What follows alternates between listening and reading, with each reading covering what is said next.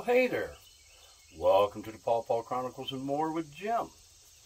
Well, something I wanted to share with you folks and talk to you about on this channel is the pawpaws that I've been growing. And something that I wanted to talk to you about and share. I may have been a little bit misleading, and I jumped the gun on a system that I had decided to try, and it didn't work out for me.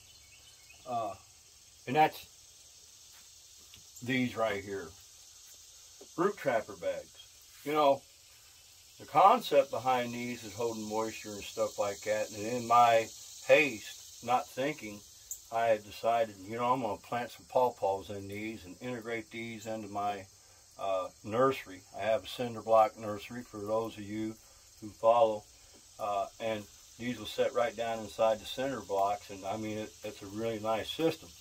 And I did that with pawpaws, and what ended up happening is because this bag holds so much moisture, it actually rotted the roots in the young seedlings, and I was very, very distraught.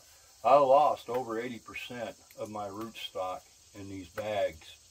But the bags are not a bad bag. They work very well with other trees. Persimmons, they thrive. My sawtooth oaks, they're thriving in these. But the one thing I did find out about these bags, the much larger bags, the larger trees that are, you know, good size, and root suckers do very well in these bags, because a root sucker, whenever you transplant them and dig them up, they like to have a lot of water. And these bags work exceptionally well with the root suckers. And that being said, now something else that I wanted to share with you. Now these bags come from a company called Rootmaker products, and they're out of Huntsville, Alabama. They're good people to work with. And through working with them and figuring things out, I ended up deciding to try something different. Now let me put this one here back because it's awful wet and we're not going to deal with it. Although that is a nice one to show.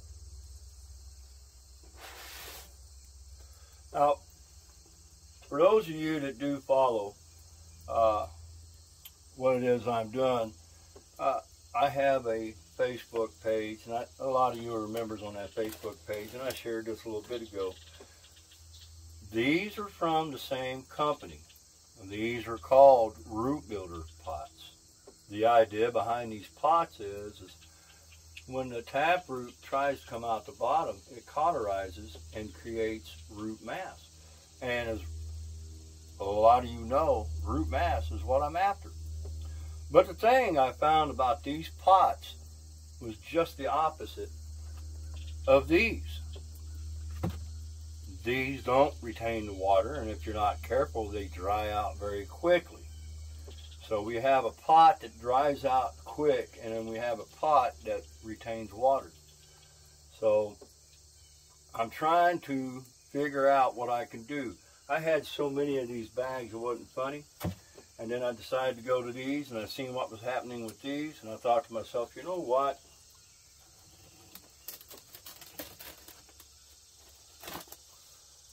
Since I have them, let's combine the two together and see what happens. Although these retain water, you'll still have plenty of drainage from the pots that are inside, and you won't have as much water held against the root. And I'm thinking, all right, it'll cut down on my watering time for one, and hopefully this will work. It's just something that I wanted to share with you folks about these bags and about the rooting system. And I took some out of those root builder pots, larger trees, and transplanted them into my go-to Rootmaker pot. Same company. I've got this pot in 2 gallons. I've got this pot in 3 gallons, and it worked out great. And as I said, with these right here, I have bags that are roughly 2.5 gallon.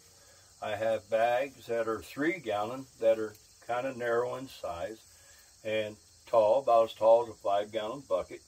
And I transplanted some grafted trees from 2020 into the larger bags because I wanted to make room for different varieties inside of my pawpaw patch. It's just something that I wanted to share with you all about these bags and the potting systems that I'm using. These up here,